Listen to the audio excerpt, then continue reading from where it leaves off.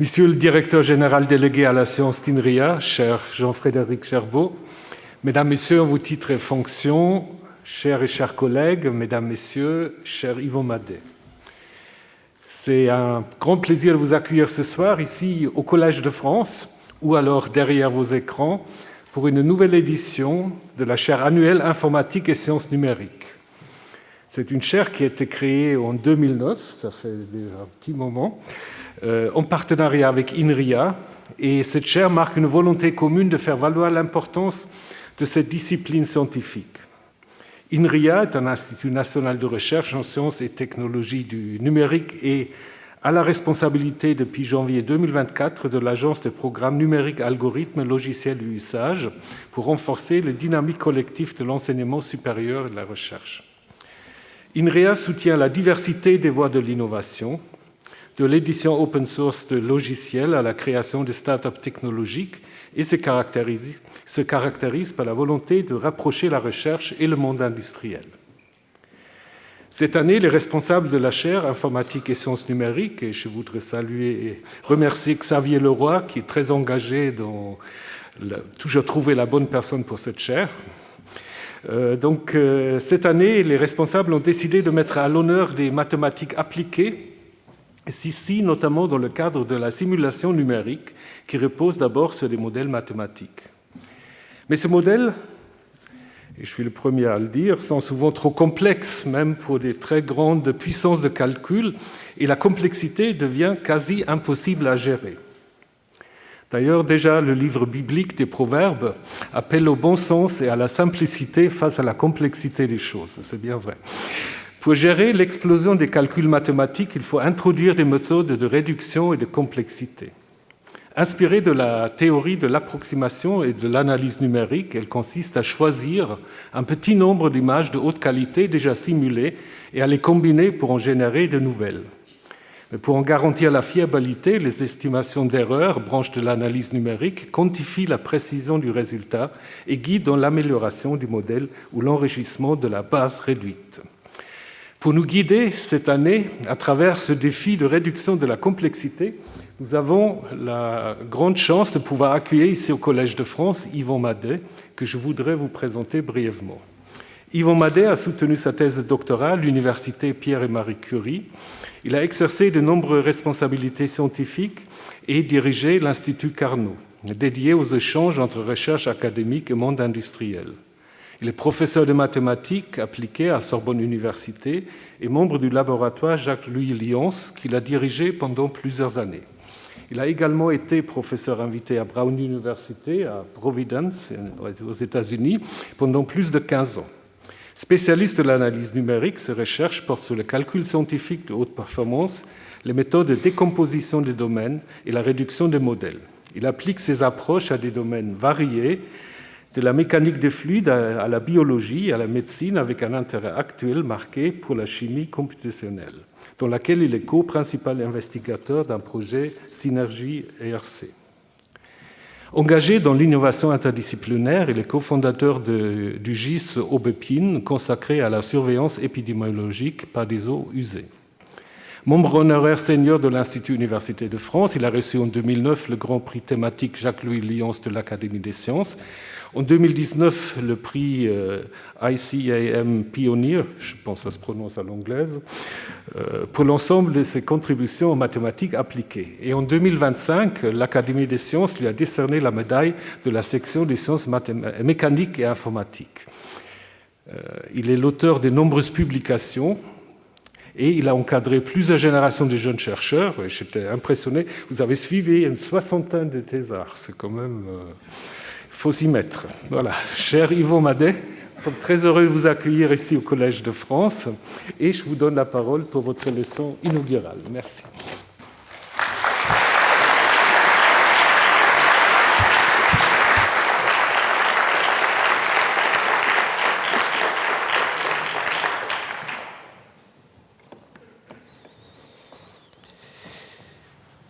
Bonsoir toutes et tous. Je vous remercie, cher Thomas Romer, pour cette introduction, mais aussi pour m'accueillir dans cette maison en votre qualité d'administrateur du Collège de France. Je suis évidemment très ému et profondément honoré d'être invité à présenter ces leçons sur la réduction de complexité dans un lieu aussi prestigieux. Même dans mes songes les plus improbables, je n'aurais pas imaginé qu'une telle proposition puisse m'être faite, et je voudrais donc remercier Xavier Leroy de m'avoir contacté, ainsi que Pierre-Louis Lyons et Stéphane Mallat pour avoir tous les trois présenté et soutenu ma candidature à cette chaire annuelle. Je me souviens, au début de ma thèse, j'assistais régulièrement aux cours et aux séminaires que Jacques-Louis Lyons donnait alors au Collège de France. C'était un moment hors du temps, un endroit qui me semblait aussi en dehors et au-dessus de toute norme. J'avais eu l'honneur d'y être invité à prendre la parole en début de carrière. C'était hier. Cette invitation a été renouvelée plus récemment dans le cadre du séminaire de la chaire de Pierre-Louis Lyons dans le même Collège de France. Ces moments constituaient déjà, à mes yeux, des marques de reconnaissance pour mon travail, ou plutôt pour le travail d'équipe, les collaborateurs avec qui j'ai pu travailler longtemps, ou parfois plus brièvement, ainsi que les post-doctorants et les doctorants, tous les doctorants, que j'ai eu la chance d'accompagner. Si je suis ici aujourd'hui, c'est en grande partie grâce à eux et je tiens à les associer à l'honneur qui m'est ainsi fait. Enfin, je voudrais rappeler que cette chaire, qui a été créée, comme il a été dit tout à l'heure, en partenariat avec INRIA, a pour objet de faire connaître et de mettre en valeur l'importance de la discipline informatique et des sciences numériques, plus exactement des sciences numériques dans mon cas, dans le cadre de l'innovation technologique et de la prise de risque entrepreneuriale. J'ai une profonde affinité pour cet institut où j'ai eu l'honneur, invité par Antoine Petit, de présider la commission d'évaluation, ainsi que participer au conseil d'administration. Je remercie donc Bruno Sportis, son président directeur général, et Jean-Frédéric Gerbeau, son directeur général délégué à la science, pour m'avoir invité à participer à nouveau au CA pendant leur mandature et y défendre les idées que j'avais sur l'avenir de l'Institut, d'avoir renouvelé ainsi le contrat aussi avec le Collège de France, portant la chaire que j'occupe cette année. Je vais maintenant pouvoir commencer.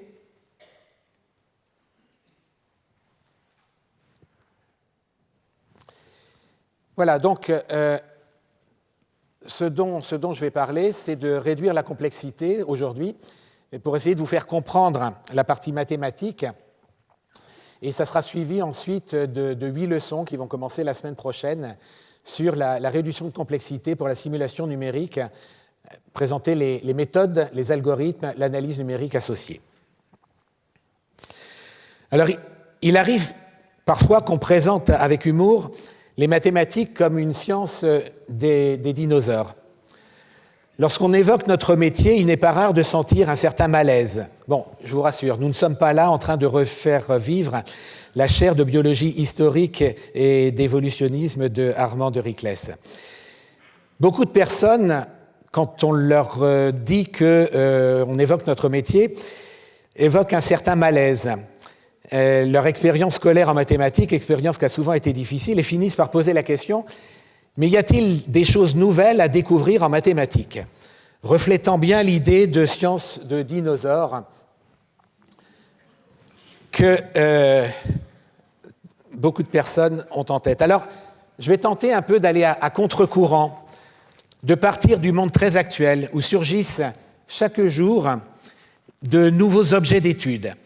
La question n'est pas simplement d'écrire des équations et de les résoudre, à la manière d'Ian Malcolm lorsqu'il parle du chaos, de réduire la complexité pour simuler, optimiser, de contrôler, tout en restant lucide sur les approximations que nous faisons et sur la portée des conclusions que nous en tirons.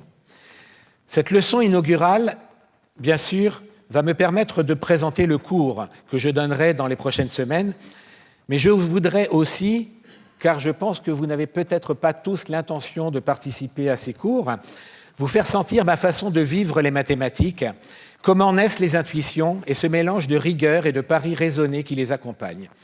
Un sentiment que je sais d'ailleurs partagé par beaucoup de mes collègues. Dans le domaine spécifique des mathématiques appliquées où je travaille, domaine qui s'appelle la modélisation mathématique et la simulation numérique de phénomènes réels, nous nous appuyons fortement sur la notion de données pour décrire et caractériser les phénomènes observés. En effet, la simulation de phénomènes réels exige de rester au plus près des comportements observés et que l'on souhaite reproduire. On doit donc comparer les résultats numériques aux mesures, les données constituant la référence indispensable. Les phénomènes étudiés peuvent relever de divers domaines variés. On peut penser à la mécanique avec la thermique et l'hydraulique. On peut penser à la médecine avec la cardiologie ou la chirurgie assistée par ordinateur, la physique allant de l'électricité à l'étude des trous noirs, la biologie avec la dynamique des populations ainsi que la propagation des épidémies, dont on verra un exemple tout à l'heure sur le SARS-CoV-2, la chimie avec la propriété des matériaux et la réactivité entre composants, ou encore les sciences humaines, les SHS, avec le comportement des foules, la dynamique des opinions, voire les mécanismes d'influence et des manipulations amplifiées par les réseaux sociaux. Dans tous ces domaines, il y a des données. Ces données sont associées à des mesures sur des quantités d'intérêt associées. Parmi celles-là, on peut penser évidemment à la température, la vitesse, la pression, l'intensité ou la tension électrique, que l'on sait pouvoir mesurer directement. On a des instruments pour ça. On a le thermomètre pour mesurer la température, on a le compteur sur la voiture ou éventuellement le radar des gendarmes pour la vitesse, on a le baromètre, mais il y a aussi des quantités moins classiques comme des affinités de liaison, ligands-récepteurs ou des indices de solvatation ou des modules Young. Je vous rassure, vous n'en avez peut-être pas besoin tous les jours non plus. Le résultat d'une mesure en un point peut être un nombre, une valeur unique, comme c'est le cas pour la température ou la pression, ou ça peut être plusieurs nombres. Pour les vitesses, il s'agit de 3 nombres, parce qu'en plus de l'intensité, il y a la direction, et pour cette direction, on a besoin de 2 valeurs supplémentaires. Si on cherche à connaître ces valeurs, disons la température, et disons plus explicitement la température dans cet amphithéâtre Marguerite de Navarre, ça va être pour assurer un confort raisonnable pendant cette leçon inaugurale. Dehors, il fait peut-être quelque chose comme 10 degrés. Dans l'amphithéâtre, il doit faire environ 19 degrés en ce moment. Mais il est évident qu'il ne fait pas partout 19 degrés. Hein. Il fait peut-être 18 degrés près de la porte là-bas qui a été ouverte et peut-être 20 degrés là-bas en hauteur. 19 degrés, c'est une valeur moyenne, c'est un objectif, mais on voudrait quand même une certaine uniformité dans ce cadre précis. C'est évidemment le contraire si on s'intéresse par exemple à un profil de température dans un four de laminoir où à l'entrée il fait 20 degrés et à la sortie environ 1300 degrés. Ou alors dans un four de verrier où au contraire la température va décroître de l'entrée où on doit maintenir la température pour faire fondre tous les ingrédients, environ 1600 degrés, jusqu'à la sortie où le verre doit être une température compatible avec le façonnage, environ 500 à 600 degrés. Il y a des experts dans la salle, j'espère que mes chiffres ne sont pas trop mauvais. Alors, pour rester simple, au début de cet exposé, restons en dimension 1 et prenons cette règle que nous allons chauffer à une extrémité et dont la température va se lever petit à petit pour arriver à un équilibre au bout d'un certain temps. Alors, on la voit augmenter. Voilà, c'est la représentation que j'ai voulu refaire. Alors, on peut essayer de la mesurer en chaque point. Et on va sans doute obtenir une courbe qui ressemblera à celle-là. Voilà, donc ça c'est la première notion que vous devez pouvoir comprendre. La deuxième notion, c'est qu'on va passer d'une barre à une plaque constituée de certains matériaux qu'on va chauffer avec 2 petites bougies en dessous, là en dessous des points rouges.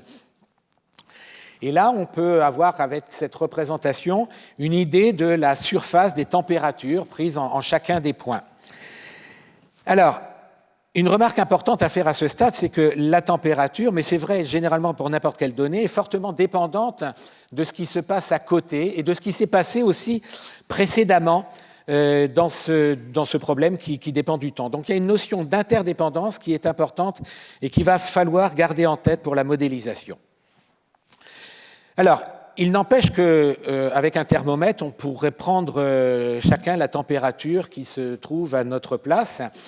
Alors, si on voulait représenter cela ensuite pour avoir une idée de comment ça se passe, c'est un peu compliqué parce que faire des représentations tridimensionnelles pour un objet tridimensionnel, c'est compliqué. Et donc, on va essayer de simplifier les choses et s'intéresser simplement à la température au niveau de votre tête. On ne va pas mesurer ce qu'il y a à 2 à 5 mètres plus haut. Et donc, on va représenter la température en chacun des points correspondant à chacune des places. Comme pour l'exemple précédent de la plaque, il va falloir représenter donc, la surface de température au-dessus de la surface des gradins. Et là, on a un outil qui a été donné par les géographes, qui est les cartes de géographie, où ici, on n'a pas simplement les voies tracées pour aller d'un point A, disons de la complexité vers la modélisation ou le contrôle, mais on peut voir aussi des lignes de niveau. Alors ces lignes de niveau, c'est un élément important qui nous permet de comprendre, de représenter sur une carte les chemins virtuels qui sont tous à la même altitude. Bien pratique quand on est à pied ou quand on est en vélo non électrique. Ainsi, quand les lignes de niveau se resserrent, il va y avoir une forte variation du relief, de la pente. Par contre, dans une plaine ou un plateau, les lignes de niveau sont très espacées. On peut donc utiliser cette même représentation pour représenter la carte des températures au niveau de cet amphi, avec, au niveau des personnes dans la salle. Alors, je ne vous ai pas fait, là, parce que j'ai demandé à ChatGTP de me faire la reconstruction de cet amphithéâtre, ce qui est, de mon point de vue, pas mal. Et on a la carte des températures, et si on veut la représenter avec des lignes de niveau, ben voilà à peu près ce que ça se donne. Cette culture des courbes et des surfaces, quand on est en dimension 2 ou même en dimension supérieure, c'est un des nombreux éléments qu'on apprend à maîtriser quand on fait des mathématiques. On cultive ces notions, on voit les courbes, ces surfaces en dimension quelconque, on aime jouer avec. On voit, on les ressent, on les vit. D'ailleurs, regardez cette illustration que j'ai prise d'un exposé d'Albert Cohen. Quand le tableau ne suffit pas, Albert se met à faire marcher ses mains pour nous montrer les surfaces.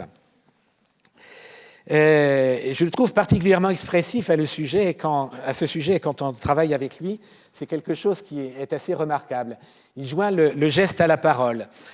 Et on comprend que les courbes, les surfaces ont une réelle expérience dans notre cerveau, dans notre tête, et j'aimerais que vous, petit à petit, ça perfuse chez vous. Ça peut en fait ressembler un petit peu à une sorte de danse.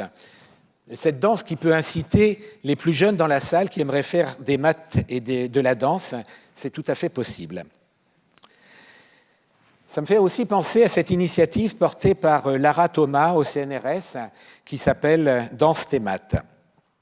Donc je vais essayer de vous entraîner dans ce petit jeu conceptuel, ce petit jeu mathématique au cours de cette leçon pour illustrer des surfaces qu'on appelle des variétés, dès qu'on a posé quelques définitions pour ne pas faire n'importe quoi. On ne veut pas de gribouillis, des gribouillis comme ça ou des gribouillis comme ça, c'est pas accepté. Ces courbes et ces surfaces vont se déformer avec des paramètres qui vont varier. On a vu sur la règle que selon la position de la source de la chaleur, on peut faire varier la température en chaque point. Cette courbe de température pourrait aussi varier selon la composition de la règle. Si elle est en métal, si elle était en carbone ou en bois, à condition qu'on ne mette pas la bougie trop près. Alors, je vais considérer cette première règle que j'ai chauffée avec la courbe de température au-dessus, et puis je vais bouger la bougie, je vais prendre une deuxième règle et je vais la mettre au milieu. D'accord ? Et je vais prendre une troisième expérience dans laquelle, d'une troisième règle, j'ai mis la bougie dans la première position et dans la deuxième position en même temps. Alors, on peut remarquer que déjà les courbes se ressemblent un petit peu, c'est au-dessus de la surface qui chauffe et plus bas par la suite. Mais ce qu'on peut remarquer aussi, et qu'on peut démontrer, c'est que la deuxième est la somme de la première et de la deuxième solution. Donc la troisième possibilité, avec les deux bougies, est la somme des deux premières occurrences, parce qu'on est dans un cadre linéaire et que ça marche bien, et que de ce fait, on peut donc ajouter des courbes. On peut ajouter non simplement des nombres, comme on l'a fait depuis qu'on est tout petit, mais on peut aussi ajouter des courbes. Alors prenons maintenant cette grosse bougie qui a deux flammes un peu séparées pour qu'on puisse les considérer comme distinctes.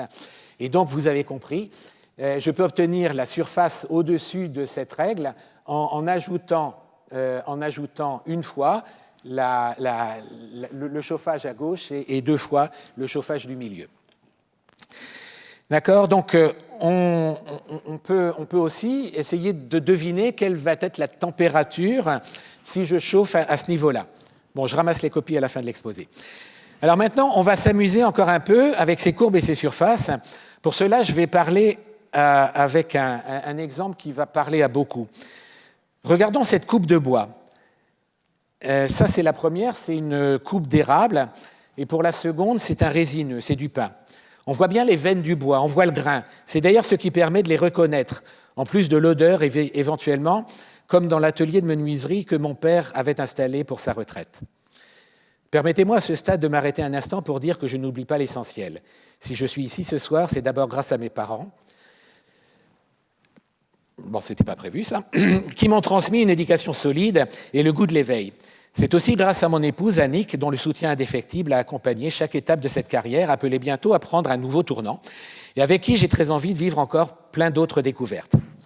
Bon, mais revenons aux veines du bois sans rester plus longtemps dans l'atelier de mon père. Ces veines marquent l'histoire du bois et chacune d'elles est un échantillon de ce qui s'est passé en volume, donc en 3 dimensions, de ce qu'a pu vivre l'arbre lors de sa croissance. En tout cas, c'est un bon terrain de jeu pour comprendre que ces veines, ces courbes sont cohérentes pour une famille d'arbres donnés, soit de l'érable, soit du pin. On remarque que ces veines ont à peu près toutes la même forme, et à regarder d'un peu plus près, on peut même se dire, comme on l'a fait avec les températures tout à l'heure, qu'on pourrait peut-être en combiner 2 ou 3 pour faire les autres. Regardez, par exemple, si je choisis cette première ici, qui me semble particulièrement plate, et celle-là, qui me semble beaucoup plus marquée, j'ai bien envie d'essayer de voir si celle-là ne pourrait pas être recomposée comme une combinaison de ces deux-là. Alors pour faire ça, je vais les isoler. Je vais enlever le mot pain, et puis je vais rajouter des axes, et je vais appeler V1 et V2 les 2 courbes que j'ai initialement isolées, et je vais essayer de faire des calculs. Et alors, il apparaît que cette courbe verte, la 3e, que je veux représenter en termes de V1 et V2, eh bien, peut effectivement s'exprimer, et c'est la courbe mauve qui apparaît là, qui est la somme des 0,4369 V1 plus 0,9016 V2. En fait, on peut certainement arrondir à 0,4 V1 plus 0,9 V2. Il faut quand même ajuster le niveau pour que la courbe rose soit bien au même niveau que la courbe verte. Alors, vous aurez bien remarqué aussi que j'ai pris 2 courbes extrêmes, c'est-à-dire celle qui se ressemble le moins, la plus plate et la plus courbée. Et si je veux améliorer l'approximation, eh bien, il va falloir que j'en prenne une 3e. Une 3e, et celle qui semblera naturelle de choisir, c'est celle qui sera le moins bien représentée par cette approximation des 2 premières que j'ai mises. Et c'est ce qu'on appelle en fait un algorithme, c'est l'algorithme Bruidi qui nous dit que la courbe qu'on va ajouter en plus, c'est justement celle qui est le moins bien approchée par le processus que j'ai précédemment défini. Alors, ce sur quoi je voudrais insister ici, c'est que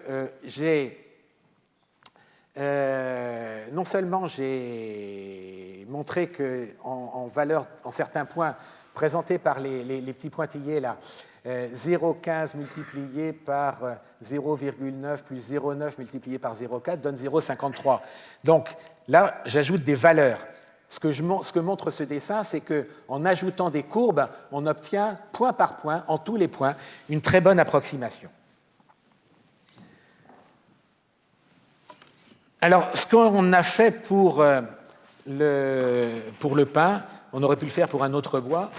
Donc, pour illustrer le fait qu'on travaille avec des choses de même nature, on peut regarder cette image de chêne où on voit effectivement que... Alors, on va peut-être pas prendre le même repère, on va peut-être prendre un repère qui va être centré au nœud du bois ici, mais on voit aussi que les veines ne sont pas du tout de la même nature. Les veines sont beaucoup plus oscillantes ici. Il y a 2 structures, il y a une structure macroscopique et une structure microscopique. Bon, il n'empêche qu'on peut revenir aussi à la diapositive titre, où quand on voit des ondes partout, eh bien, on peut penser à la réduction de complexité, sortir de toutes ces vagues quelque chose qui pourrait servir pour les approcher. On peut voir aussi ce qui peut se passer dans les embranchements supérieurs des bronches du poumon, où si on regarde les écoulements d'air dans ces branches de poumon, on peut avoir des similitudes. c'était des choses qu'on avait...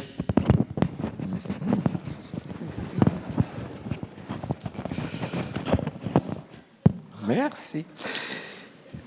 C'est des choses qu'on avait travaillées à l'intérieur d'un projet qu'on avait intitulé « Le poumon, vous dis-je ». Alors, maintenant, vous commencez peut-être à voir ces courbes, ces surfaces, et à les imaginer en dimension supérieure.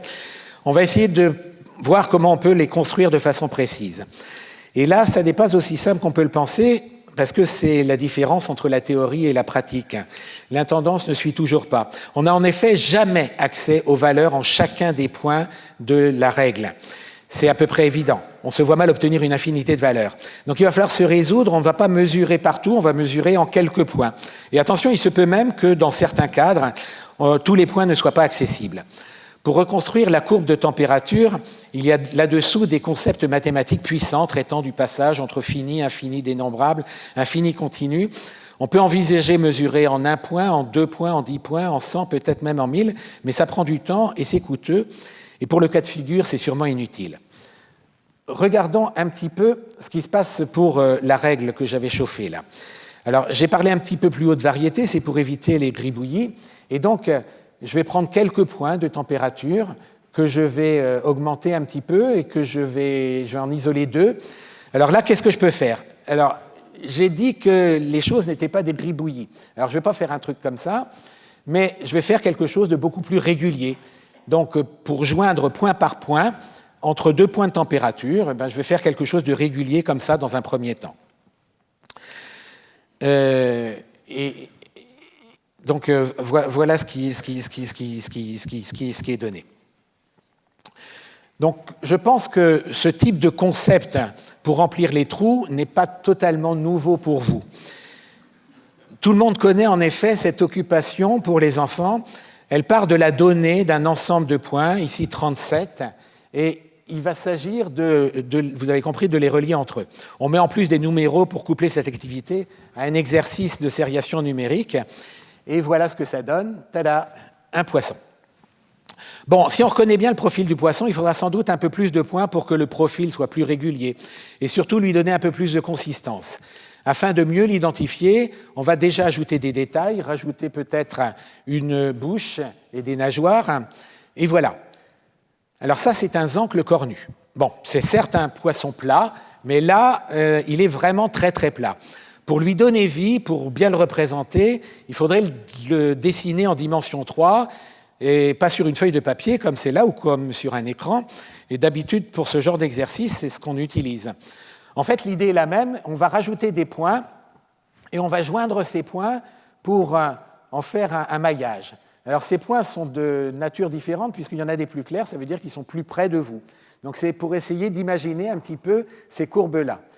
Alors comme j'ai dit, on va rejoindre tous ces points-là pour faire maintenant un maillage, pour essayer de voir des lignes de niveau. Alors ces mailles qui sont là, on peut considérer que c'est des écailles. Alors, il faut bien faire travailler son cerveau. La construction du maillage est quelque chose d'un peu compliqué. Et donc, il faut voir les mailles qui sont vers nous. Bon, on a du mal quand même. Et donc, même si on essaie de voir ces facettes comme des écailles, il faut s'adjoindre des compétences complémentaires pour pouvoir représenter ça vraiment en dimension D, en dimension 3 et lui donner la vie. Et donc, on peut s'adjoindre un graphiste qui va raffiner le maillage et donner des couleurs pour donner vie à ce poisson. On l'a reproduit par symétrie, et en fait, le graphiste est devenu spécialiste de l'animation. Et donc, il a fait vivre un petit peu comme Gepetto a pu le faire, on a donné vie à notre poisson. Bon, revenons sérieux, nous sommes tout de même au Collège de France et il est temps de poser la question. Pourquoi est-ce qu'on s'intéresse à ces données? Alors, il s'agit de comprendre ce qui se passe, identifier les moyens d'action sur les systèmes, optimiser ou contrôler les résultats. C'est-à-dire agir de façon guidée pour améliorer une performance. Alors, comprendre, mesurer, c'est un peu passif. Déjà, identifier les moyens d'action, on commence à agir, à essayer de vouloir agir sur le système, essayer d'identifier quels sont les éléments qui gouvernent le comportement, établir les relations causales entre les données d'intérêt. Optimiser et contrôler, c'est faire mieux, voir le mieux possible pour améliorer une performance. Ce problème est facile à comprendre, mais peut être très difficile à atteindre. Donnons quelques exemples d'optimisation. Par exemple, on sait que la ligne droite est le plus court chemin, donc le plus rapide pour aller d'un point A à un point B. Mais bon, ça peut parfois être un peu compliqué à faire. Par exemple, quand on veut aller d'une bouée A à une bouée B en remontant le vent, on ne peut pas y aller en ligne droite. Hein. Il faut tirer des bords. On peut aussi regarder en ligne droite les trajectoires d'avions transatlantiques. Et parce que la Terre n'est pas plate, n'en déplaise à certains, voilà les trajectoires les plus courtes pour aller d'un point A à un point B. Alors, si on les regarde différemment, sous le bon angle, on a la notion d'orthodromie et de loxodromie. Et quand on se met vraiment dans un plan qui passe par le centre et passe par les deux points A et B, on voit réellement que l'orthodromie est la plus courte des distances et la loxodromie, c'est généralement ce qui est pris pour les bateaux, puisque ça leur permet de préserver le cap, puisque l'angle est constant avec tous les méridiens. Alors, un autre exemple d'optimisation qu'on retrouve dans l'histoire, c'est l'idée de Didon de découper la peau du taureau pour déterminer le plus grand terrain que le chef de tribu berbère, Yerbas, voulait bien lui donner. On voit là ces acolytes qui déploient les bandes du taureau d'une forme circulaire, le cercle étant la forme optimale pour avoir le plus grand terrain avec un périmètre donné. Bon, ce sont des problèmes mathématiques, mais ce ne sont sans doute pas les problèmes sur lesquels on s'intéresse le plus. Alors, on a parlé tout à l'heure du cap pour les bateaux. En fait, pour la voile, par exemple, il y a quand même des choses à faire. Et là, j'en réfère à ce sur quoi a travaillé mon collègue et ami Elfio Quarteroni en participant à l'optimisation de la Coupe de l'América. On peut aussi présenter, pour le sport en général, ce livre qu'Amandine Aftalion a fait, sur lequel elle nous a fait un exposé brillant quand elle est venue il y a quelques semaines à Morlaix. Bon, revenons aux exemples qui nous ont plus occupés. Personnellement, j'ai travaillé, comme Thomas Romer l'a indiqué, sur des domaines assez variés. Il y a par exemple les problèmes dans le cadre du projet Synergie EMC2 que je copilote avec Éric Cancès, Laura Grégory et Jean-Philippe Piquemal. Ces problèmes dans chimie computationnelle où on essaie de comprendre et maîtriser le comportement fin des matériaux.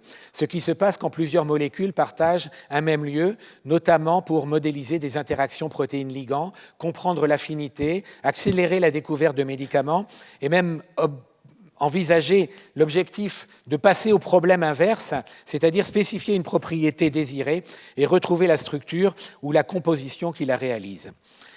Il y a aussi des problèmes sur lesquels nous aurons l'occasion de réfléchir lors du séminaire que j'ai proposé d'organiser en accompagnement des cours que je vais donner à partir de la semaine prochaine. Ces exposés seront tous présentés par des industriels et porteront sur des notions de mathématiques appliquées nécessaires pour répondre à des questions évoquées ci-dessus. Comment les mathématiques ont permis de les aborder, ce qui a été acquis, ce qui reste à faire.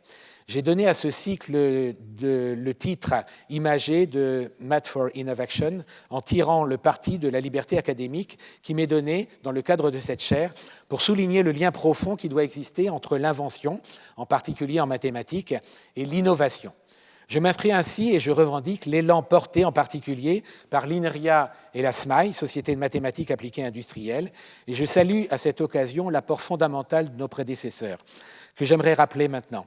En France, les relations entre mathématiques académiques et mathématiques industrielles se sont consolidées étape par étape, d'abord autour de besoins très concrets de modélisation, de calcul et de décision dans les grands organismes techniques de l'après-guerre. Un jalon emblématique est la mise en place, dès 1960, des écoles d'été CEA, EDF, qui sont devenues maintenant CEA, EDF, INRIA, en analyse numérique et qui ont servi de point de rencontre entre les universitaires et les ingénieurs et ont contribué à faire émerger une culture commune du calcul scientifique. Dans la même galaxie intellectuelle que des acteurs comme Jean Céat et plus tard des communautés d'éléments finis et des équations aux dérivées partielles. Dans le même mouvement, l'État structure les capacités nationales via le plan calcul et la création de l'IRIA, qui deviendra ensuite INRIA, créée en 1967. Cet environnement institutionnel devient un accélérateur de transfert en donnant un cadre durable à des programmes où l'on passe sans cesse des équations au code et des codes aux applications. C'est dans ce type d'écosystème que s'inscrit une figure comme Jacques Williams et que se renforcent des trajectoires scientifiques très interfaces qui nourrissent ensuite la structuration nationale des maths appliquées. Dans les années 1970, ces interactions s'organisent aussi par le bas, via des réseaux d'ingénieurs numériciens. Le GAMNI naît en 1974 et illustre cette structuration autour des méthodes numériques de l'ingénieur avec des personnalités repères comme Elie Apsi et Roland Glowinski. Et une proximité naturelle avec les sciences de l'ingénieur, où on peut citer par exemple Paul Germain comme figure de passerelle. Enfin, au début des années 1980, la création de la SMAI, en 1983 plus précisément, vient fédérer et rendre plus visible cet ensemble autour de fondateurs, animateurs, issus du calcul scientifique et des équations aux dérivées partielles, comme Pierre-Arnaud Raviard, Jean-Claude Nedelec et Roger Temam. La société offre un cadre national pour faire dialoguer les laboratoires, les grands organismes et industries, tout en cohabitant avec une autre filière déjà active de l'interface, maths en interaction avec les entreprises, la recherche opérationnelle et aide à la décision, en particulier avec les travaux pionniers de Robert Faure. Parmi les sujets traités dans le cadre du séminaire Math for Innovation, les industriels que j'ai invités vont parler de prédiction de la durée de vie d'aubes de turbines haute pression et de l'analyse thermique de compresseurs haute pression. La création de jumeaux numériques pour des systèmes grands et complexes, actifs industriels, énergie, offshore, dans le périmètre performance, prévention des risques industriels du parc nucléaire et aussi pour l'analyse des contraintes résiduelles de soudage. Ils vont parler aussi de création de jumeaux numériques actionnables avec des cas d'usage typiques en thermomécanique et en ingénierie système, et aussi la modélisation mécanique et acoustique du système ferroviaire pour la surveillance et la maintenance de l'homologation, pour n'en citer que quelques-uns. Pour traiter de ces sujets qui ont une importance dans la vie réelle, on doit se doter des outils appropriés. Les mesures ne vont plus suffire. Il faut maintenant aller plus vite, plus loin. Mais heureusement que ces mesures ont été faites par nos prédécesseurs parce qu'elles ont permis de découvrir les relations qui, comme par magie, permettent d'avoir les données sans les mesurer. Ce travail des prédécesseurs s'appelle la modélisation mathématique et s'écrit par des équations avec des concepts abstraits. C'est de la modélisation mathématique. À ce propos, tant pour la modélisation mathématique et la simulation numérique à laquelle la modélisation conduit, j'ai parlé de magie parce qu'on fait apparaître des valeurs de données sans les mesurer. Mais on sait bien que derrière la magie, il y a surtout beaucoup de connaissances, de compétences, de travail, de collaboration, de la connaissance scientifique faisant intervenir plusieurs disciplines, plusieurs spécialités, chacun dans sa discipline. J'ai déjà évoqué l'interdisciplinarité pour le poisson dans l'eau, mais pour aborder ces problèmes appliqués, il est fondamental que les sciences communiquent entre elles, qu'elles se parlent et s'enrichissent. C'est en particulier ce que nous essayons de faire dans le cadre du projet Synergie, qui réunit donc des mathématiciens, des chimistes et des informaticiens. Alors, on va commencer les mathématiques, donc il est peut-être temps de bloquer les portes pour que personne ne sorte. On va parler de magie, et donc essayer d'avoir suffisamment compris les choses pour essayer de mettre en relation les quantités qu'on veut mesurer par rapport à leurs variations. Alors ça peut être au niveau le plus simple où on a l'équation du transport.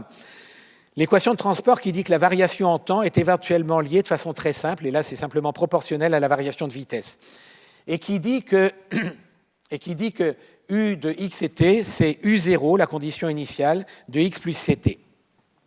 C représente ici la vitesse du phénomène, et c'est le moment de se souvenir de l'interdépendance des données en espace et en temps. Ce qui se passe ici maintenant, c'est ce qui se passait en amont, un peu auparavant.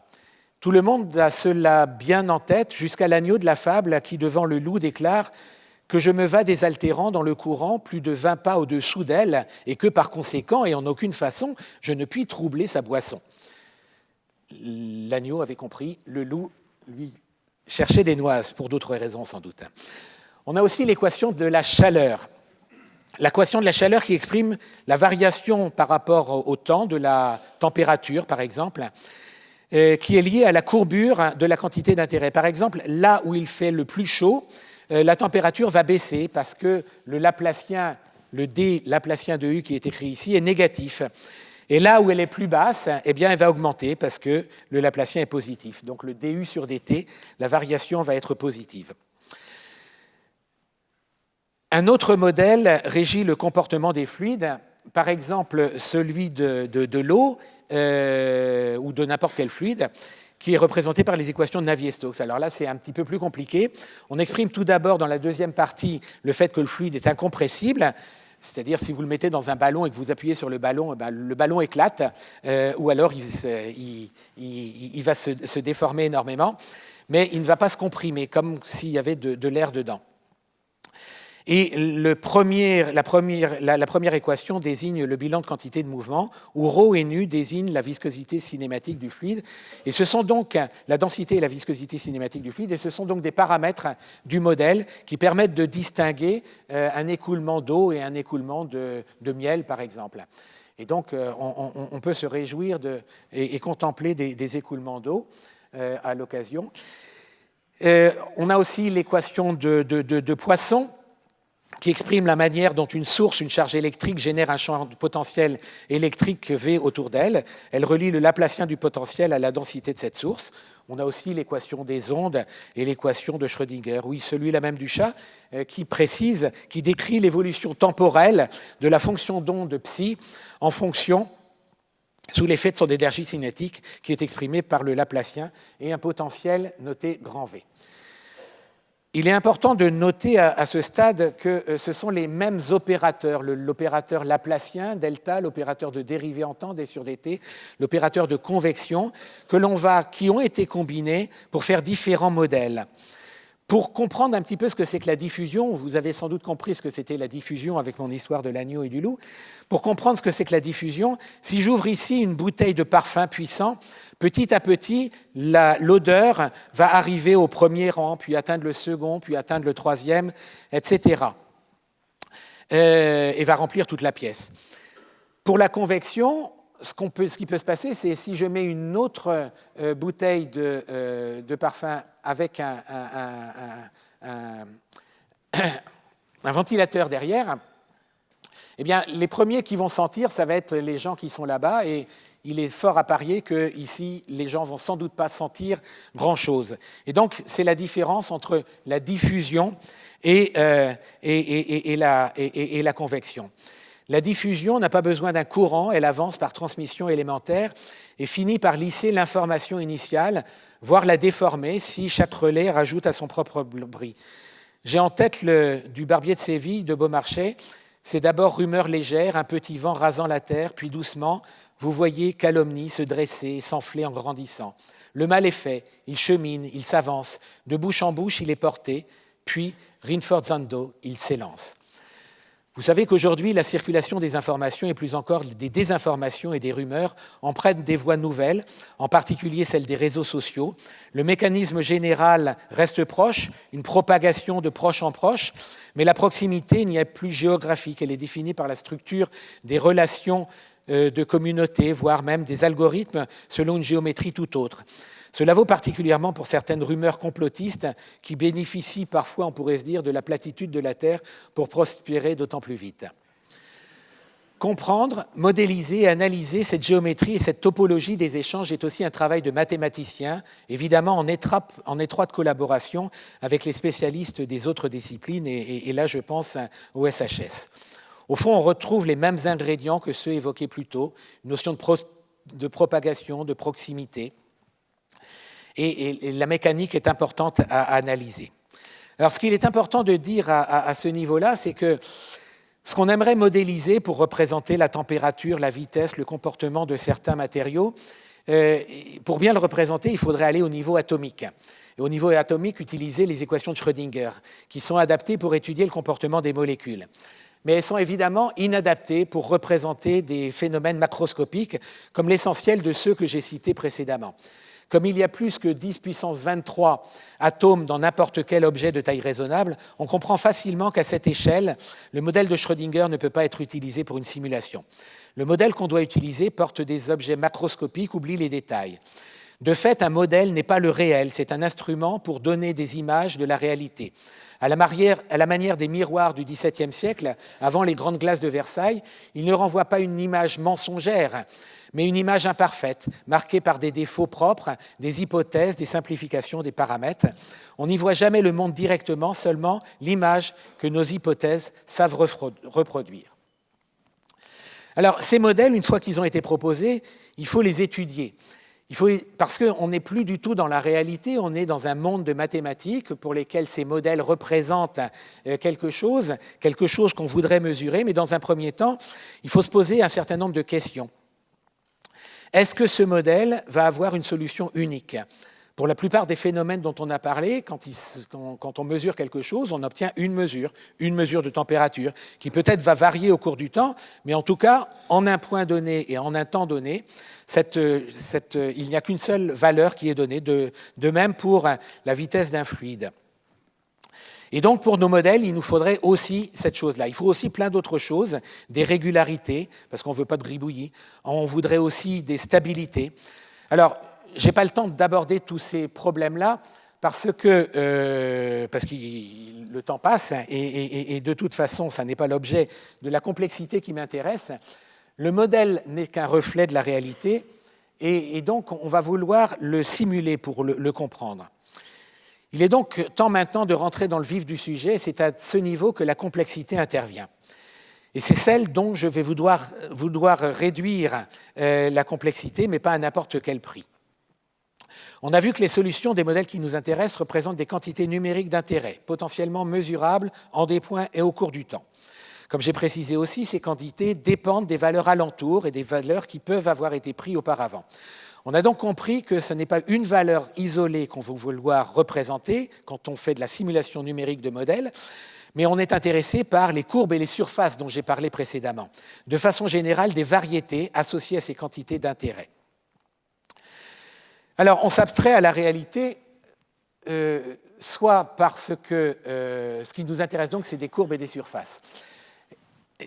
On s'abstrait de la réalité parce que la réalité n'existe pas encore, ou parce que la réalité est inaccessible, ou parce que ça coûterait trop cher. La plupart du temps, les modèles n'ont pas de forme analytique, et donc la seule façon d'aborder la recherche est de passer par une approximation du modèle point par point, et en tous les points qui nous intéressent. Rappelez-vous le profil du poisson. Avec le profil du poisson, en connaissant la position de certains points, on a été capable d'identifier un poisson. Et là, pour ce qui est de la simulation des modèles, on a différentes méthodes que je ne vais pas détailler. Ce sont les méthodes que beaucoup d'entre vous connaissent, ce sont les méthodes d'éléments finis, de volumes finis, de différences finies, les méthodes spectrales, etc. Il y a aussi, pour résoudre les problèmes, des algorithmes, des méthodes qui sont soit des méthodes directes, soit des méthodes de gradient, soit des méthodes multigrilles ou des méthodes de décomposition de domaines. Ce qui est important maintenant de comprendre, c'est combien ça coûte. Alors, par exemple, pour mesurer la température dans cet amphithéâtre, cette fois-ci avec un modèle, ça serait peut-être d'ailleurs intéressant de mesurer l'augmentation de la température due au fait que vos cerveaux commencent à s'échauffer. Cet amphithéâtre, qui a donc fait 25 mètres sur 25 mètres environ, si je voulais mettre 100 points dans chacune des directions, la direction X, la direction Y, la direction Z, si je mettais 100 points par direction, ça fait déjà 1 million de points. La magie de la découverte de ces valeurs en tous ces points va s'opérer en un nombre d'opérations de l'ordre de la dizaine de millions. Pour 1 million de points, il faut une dizaine d'opérations, et je suis très faible là.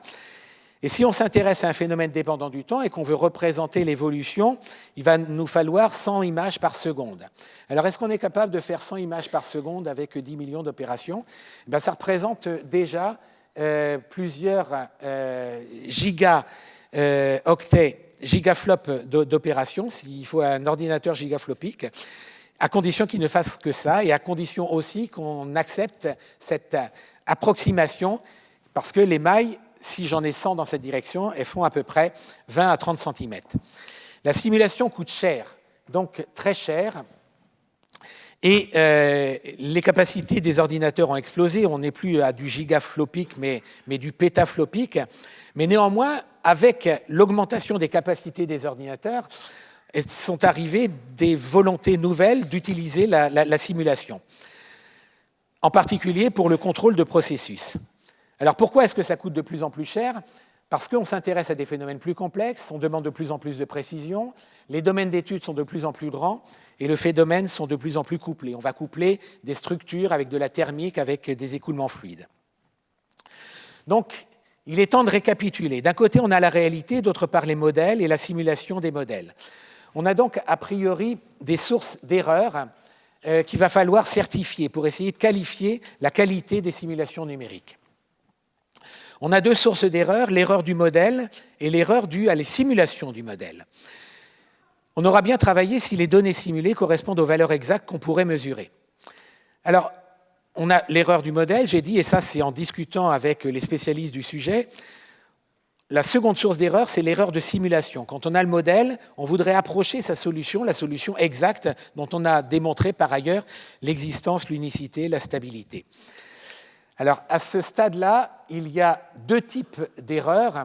Il y a les estimations d'erreurs a priori et les estimations d'erreurs a posteriori. Les premières disent, si je mets 2 fois plus de points dans chaque direction, comment va se comporter l'erreur ? Cette erreur de simulation, est-ce qu'elle va être divisée par 2 si je mets 2 fois plus de points ? Ou parce que dans chaque direction, j'ai mis 2 fois plus de points, donc j'ai multiplié par 8, est-ce que l'erreur va être divisée par 8 ? C'est une question importante. Et c'est la question à laquelle répondent les estimations a priori. Les estimations a posteriori, elles, permettent de qualifier le calcul. Sans connaître la solution exacte du modèle, on est capable de dire quelle est l'erreur, la différence entre la solution approchée et la solution exacte du modèle, par une quantité qui est calculable. Et c'est ça qui est important, ça doit être calculable au même coût que le calcul qui a été fait pour évaluer le modèle. Les estimations a posteriori permettent donc de qualifier la qualité de l'erreur, et si on n'est pas content avec cette erreur-là, elles permettent de nous dire où est-ce qu'il faut mettre plus de points, plus de mailles, comme par exemple à cet endroit où il y a un effort de contrainte et qui fait que, pour bien le capturer, il faut beaucoup plus de points. Il y a beaucoup de théories mathématiques là-dessus, et je ne vais peut-être pas vous en parler. Par contre, on va aborder le sujet de la réduction de complexité. Alors, on a compris qu'on a un modèle, f, on a des paramètres, mu, et on veut résoudre cette équation f de u de mu est égal à 0, où u est la solution qui nous intéresse. Ça peut être la température, ça peut être la vitesse, ça peut être la pression, ça peut être plein d'autres choses, un champ électrique. Mu représente ici les spécificités de la situation. Il y a là-dedans tout ce qui caractérise la taille, la façon dont sont chauffées les choses, la perte de chaleur. Pour le fluide, ça sera la précision si le fluide c'est de l'air, c'est de l'eau, c'est de l'huile, c'est du miel. Conceptuellement, il y a beaucoup de valeurs de mu possibles et donc beaucoup de solutions. Peut-être pas des solutions qui existent toutes, parce qu'on peut choisir des valeurs de paramètres mu ne correspondant pas à des réalités. Mais on a plein de solutions possibles. Et on a vu que ces solutions-là, dans le cadre des températures, dans le cadre des courbes qui étaient les veines de bois, elles pouvaient se combiner pour approcher d'autres veines de bois. Donc l'idée de la réduction va être de chercher, pour ce problème-là, pour ce problème qui s'écrit f de u de mu est égal à 0, la solution pour un nouveau paramètre, non pas from scratch, mais comme combinaison linéaire de solutions qui auront été préparées, calculées précédemment. Alors, ce modèle vient d'une idée très ancienne qu'on a, avec mon collègue Tony Patera, améliorée, mise au goût du jour. C'était des idées qui dataient des années 1980, voire même peut-être avant, comme Knorr, Peter, Porchin, Reinbold et Fink. Donc, à ce niveau-là vient la notion de offline-online. Je vous ai dit qu'on avait besoin de solutions très précises qu'on allait combiner. Ces solutions très précises, il faut les calculer. Et là, ça coûte cher. Donc, c'est des choses qu'on fait 6 mois auparavant, ce que je vais faire aujourd'hui. Aujourd'hui, je vais vous présenter le résultat des calculs pour une nouvelle valeur de mu, pour une nouvelle valeur du paramètre, comme combinaison, justement, de ces choses qui ont été calculées précédemment. Donc, offline, on va calculer pour mu1, mu2, mu10 peut-être, les solutions exactes. Ça coûte très cher. Ça peut demander des jours et des jours, des semaines, pour calculer u de mu1, u de mu2, u de mu10 avec une bonne précision. Et online, aujourd'hui, je vais approcher la solution u de mu comme une combinaison, comme j'ai combiné tout à l'heure les courbes dans les veines de bois, en prenant U de mu1 et le multipliant par un réel, alpha 1, plus alpha 2, U de mu2, plus alpha 10, U de mu10. Et pour arriver à calculer les bons paramètres alpha 1, les bonnes composantes alpha 1, alpha 2, alpha 10, eh bien, je vais minimiser la valeur de f du modèle pour la valeur particulière de mu en ce point-là. Donc cette somme de 10 valeurs qui correspond à 10 coefficients alpha 1, alpha 2, alpha 10, donc 10 nombres réels à trouver, va être obtenue en minimisant la norme de cette fonction f qui correspond au modèle et qui doit être à 0 pour définir la solution. J'ai bien sûr la possibilité d'avoir des erreurs a posteriori. Vous avez compris que c'était des choses importantes en analyse numérique. Quand on faisait une simulation, on voulait être sûr que le calcul était précis. Et les calculs en erreur a posteriori, basés sur l'évaluation du résidu, c'est-à-dire la taille de l'écart de f calculé en cette somme pour les coefficients alpha i optimisés, est-ce que c'est grand, est-ce que c'est petit? Si c'est petit, on se rapproche de la solution, puisqu'on cherche quelque chose qui doit être égal à 0. Alors, je vais vous présenter quelques exemples. Là, c'est quelque chose qu'on a travaillé en collaboration avec Einar Rönnquist et un de ses étudiants, où on s'intéresse à des écoulements dans des conduits un peu complexes. Alors, on remarque que ces conduits, un petit peu comme un boucher, on va les découper en petits morceaux. C'est des morceaux qui vont être des tubes ou des morceaux qui vont être des bifurcations. Et ces bifurcations, on va les manipuler. On va les manipuler avec le fluide qui est à l'intérieur, chacun avec leur solution, afin de faire des compositions et faire des approximations.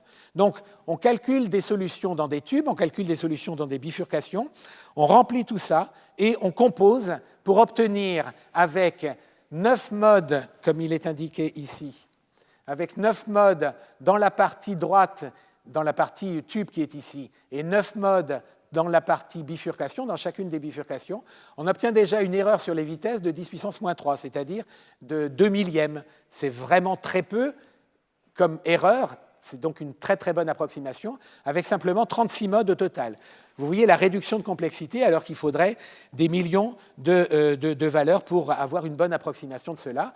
Et on peut améliorer l'approximation en augmentant dans chacun des tubes et des bifurcations la quantité d'informations, c'est-à-dire le nombre de fonctions qu'on met à l'intérieur.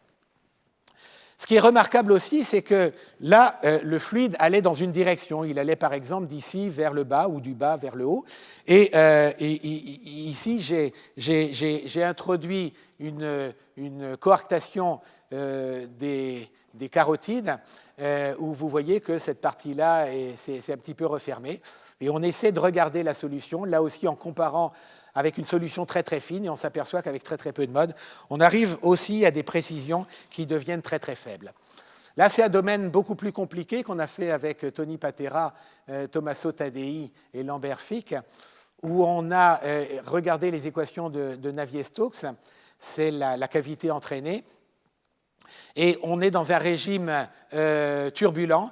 Et là, on a montré qu'avec une quarantaine, cinquantaine de modes, on est capable de reconstruire l'énergie cinétique turbulente du système, donc avec très très peu de modes.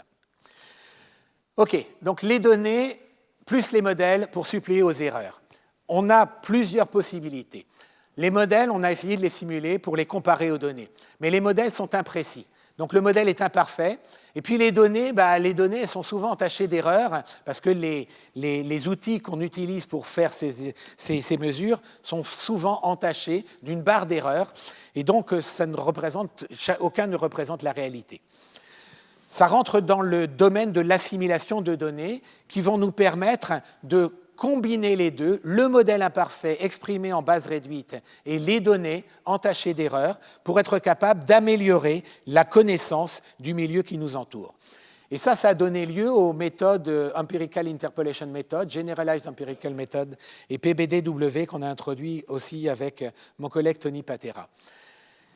Elles permettent aussi quelque chose d'important qui est l'optimisation du placement des données pour essayer d'avoir une meilleure solution possible, une meilleure représentation de la solution possible. Et ça, c'est lié au problème de l'interpolation, qui, les mathématiciens de la salle le connaissent certainement, est un problème très important, savoir comment on met les points pour être capable d'interpoler de façon la plus précise possible.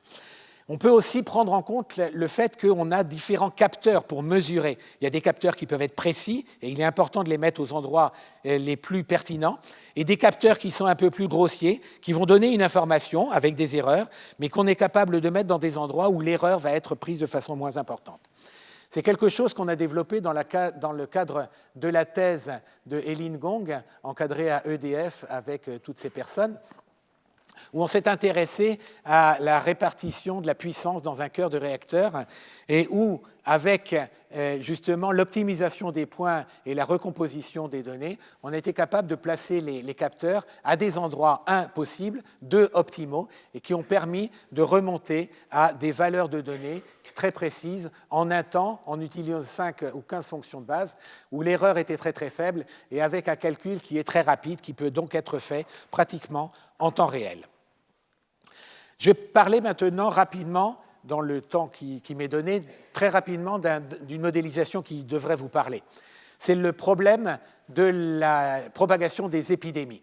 Alors, vous avez tous sans doute entendu parler des modèles SIR, des modèles compartimentaux, où on doit expliquer comment les différents compartiments des personnes saines qui ne sont pas été malades, des personnes qui sont actuellement malades et des personnes qui sont remises, guéries ou malheureusement éventuellement décédées.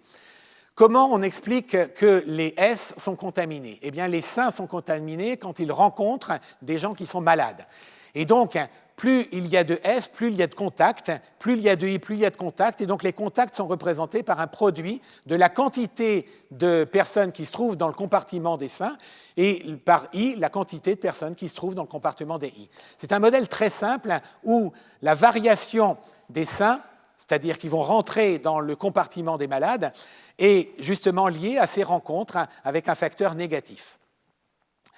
Ils sont contaminés donc en rencontrant les I, et donc on a le ds sur dt qui vaut moins bêta SI, et bien évidemment ceux qui sortent du compartiment S vont rentrer dans le compartiment I avec un plus bêta SI, moins gamma I qui représente le temps que la maladie met à se faire guérir, et donc ceux qui sortent du compartiment I vont rentrer dans le compartiment des remis.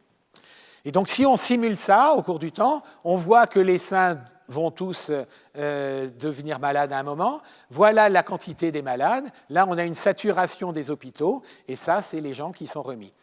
Si on diminue les contacts, eh bien, on a, vous voyez par rapport à cette courbe-là, on a diminué les contacts à partir de ça. Ça veut dire qu'on a fait un confinement, et vous voyez que les hôpitaux représentant les hôpitaux ne sont plus saturés, puisque le nombre d'infectés, représenté par la courbe rouge, a nettement diminué.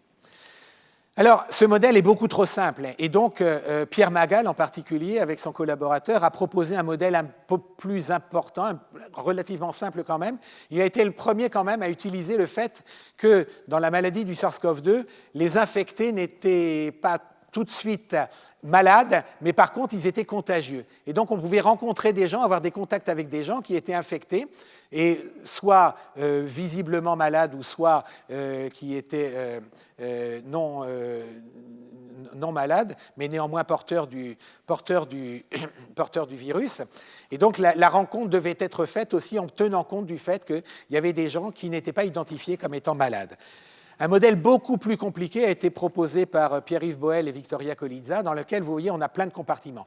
Alors ça, c'est un vrai modèle d'épidémiologistes, des gens qui savent ce dont ils parlent, contrairement à moi qui ne suis que mathématicien.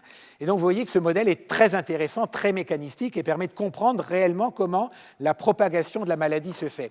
Mais vous voyez aussi qu'il fait intervenir un nombre de paramètres énormes, des paramètres qui sont inconnus et qui vont dépendre chaque fois des maladies et qu'on est absolument incapable de mesurer parce qu'on n'a pas d'outils pour mesurer tous ces coefficients qui interviennent ici et dans les équations qui sont modélisées pour passer d'un compartiment à l'autre. Par exemple, ici, c'est le temps quelqu'un qui a été infecté va devenir contaminant. Quand il est contaminant, quand est-ce qu'il va avoir les premiers symptômes, qui vont être des symptômes sévères, très sévères, auquel cas il va aller à l'hôpital directement, ou alors à quelqu'un qui va être asymptomatique. Donc tous ces coefficients qui sont là représentent très bien la mécanistique, mais sont impossibles à mesurer, surtout en début d'épidémie. Alors c'est pour ça qu'avec Olga Mula, Thomas Boivot et Atman Bhakta, on a proposé une alternative à ces modèles compliqués, dans lequel on est revenu au modèle SIR, mais dans lequel on a proposé que les coefficients bêta et gamma qui étaient constants tout à l'heure, et que je vous avais fait varier en disant que bêta pouvait diminuer au moment du lockdown, du confinement, le bêta ici va être ajusté tous les jours. Il va être ajusté tous les jours pour être capable de représenter la réalité. Et donc, chaque jour, on calcule les coefficients pour représenter au mieux la progression de l'épidémie, qui va être liée au fait que la simulation des données ici, avec les valeurs de bêta et les gamma qui vont être intuitées, vont être optimisées pour s'accorder aux données, les data, les réels data. Alors, on a un théorème. Au moins, vous n'auriez pas perdu votre temps, vous aurez un théorème dans la journée. On suppose que si la population totale s'appelle N, si T, c'est la durée de l'observation, pour toute évolution, n'importe quelle maladie, dans laquelle on a des données tous les jours, et si, en tout temps, on ne perd pas de bonhomme, c'est-à-dire S plus le nombre d'infectés, plus le nombre de remis, dans lequel on met les morts éventuellement dus à l'épidémie, reste constant. C'est-à-dire que dans la période, on ne considère pas les naissances et les morts naturelles, ou plus exactement, on considère qu'elles s'équilibrent. On suppose que S, le nombre de sains, va être décroissant. R, le nombre de remis, va être croissant. C'est vraiment ce qui se passe en début et assez longtemps dans l'épidémie. Dans ce cas-là, on peut démontrer qu'il existe un unique minimiseur. Et en fait, ça s'appelle un théorème, on l'appelait plutôt proposition dans le papier correspondant, parce que c'est vraiment très simple. Les valeurs de bêta et de gamma qui optimisent sont obtenues par cette relation que vous pouvez tout de suite comprendre, parce qu'ici, j'ai bêta de t, ce qui est normalement inconnu, alors que je connais normalement les données d'infectés, les données de sains, et je connais donc la variation, la vitesse à laquelle les sains, l'ensemble des sains décroît. Et donc, bêta, c'est simplement, on passe toutes les quantités connues de l'autre côté, donc bêta est tout à fait identifié. De même, vous avez gamma. En fait, gamma pourrait être obtenu ici en divisant dr sur dt par i. Et donc, c'est un théorème très simple, c'est pour ça qu'on ne l'a pas appelé théorème. Mais en tout cas, c'est quelque chose de très utile, parce que maintenant, on peut, pour tous les modèles correspondant aux modèles proposés par Magal et par Boel et Kolitza, ce sont des simulations qu'on peut faire, des simulations avec des paramètres qu'on ne connaît pas mais qu'on peut ajuster.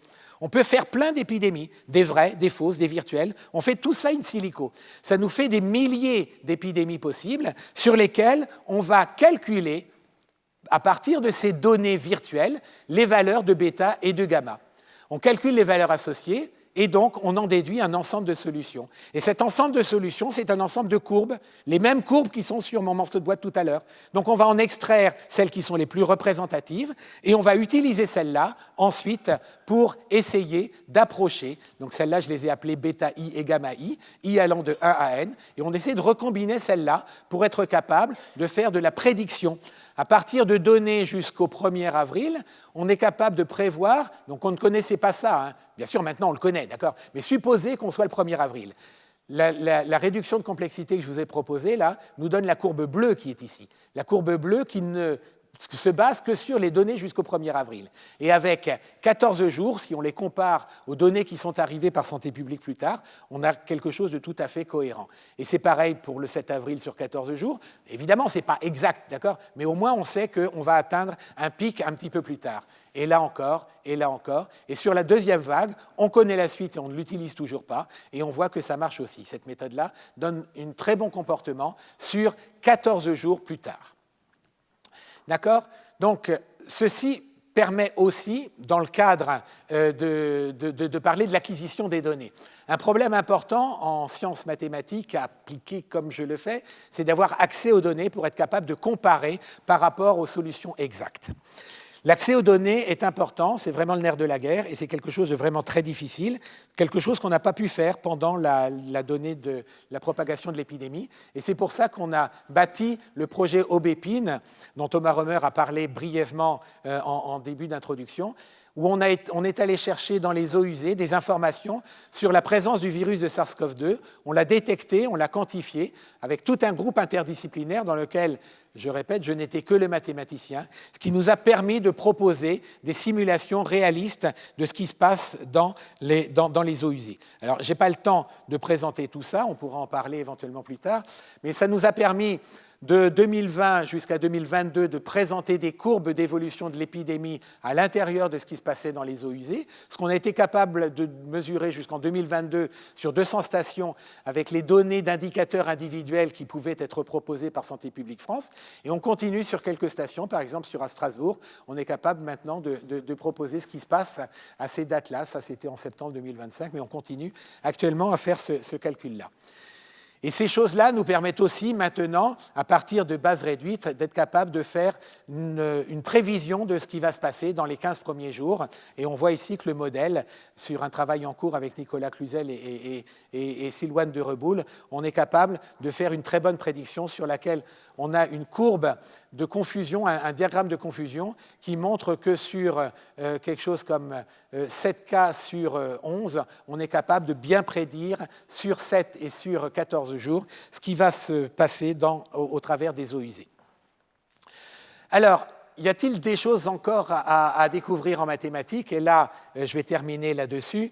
Je vais parler de destruction créatrice parce que on a des modèles maintenant qui sont basés sur l'intelligence artificielle et sur les ordinateurs de quantique qui sont des nouveaux outils que nous devons utiliser. Nous devons les utiliser parce que ce sont des nouveaux outils très puissants qui nous permettent de faire des choses qu'on ne pouvait pas faire avant. Mais l'enjeu, c'est donc de concevoir des algorithmes hybrides inspirés par ces approches avec des garanties. L'intelligence artificielle, actuellement en tout cas, ne permet pas de donner très facilement des garanties, avoir des stabilités, des erreurs et savoir quoi faire si on veut améliorer la précision. Avoir des critères opératoires permettant, une fois la méthode proposée, de savoir qu'est-ce qu'il faut modifier pour gagner en précision et mieux simuler le phénomène étudié. Donc on travaille là-dessus, c'est quelque chose sur lequel j'ai travaillé avec Charbel Farhat, avec Albert Cohen, Augustine Somakal et actuellement avec Hassan Balout dans le cadre de sa thèse encadrée par Christophe Prudhomme et Joubin Aguili, où on va représenter, non plus comme je l'avais présenté tout à l'heure, on va représenter un développement très très large dans lequel on va avoir énormément de modes qui vont être ajoutés parce que c'est important pour avoir une bonne précision, mais dans lesquels, parce que mu est de dimension, disons, 10 comme ici, on va avoir simplement les premiers coefficients qui sont vraiment des degrés de liberté et par l'intelligence artificielle, on va apprendre offline la forme de ces coefficients en fonction des premiers. Donc, pour les ordinateurs quantiques, il y a, et là-dessus, on est aussi capable d'avoir des estimateurs a posteriori. Pour les ordinateurs quantiques, j'en réfère à la séance de travail qui a eu lieu l'été dernier, en 2025, sur le SEMRAX, qui a permis de voir les ordinateurs quantiques. Donc, ce sont des nouveaux outils qu'il nous faut apprendre à maîtriser. Il faut travailler donc pour cela en collaboration avec des gens qui manipulent les ordinateurs quantiques et qui permettent d'obtenir de nouveaux algorithmes. Il faut changer totalement la façon de voir les choses, puisque dans un ordinateur quantique, on ne peut pas faire une opération aussi simple que 1 + 1 = 2. Donc, il faut changer totalement le paradigme. Les courbes qu'on va manipuler, on ne va pas les manipuler de la même façon. Je ne suis donc que mathématicien, il faut donc travailler en collaboration avec les autres.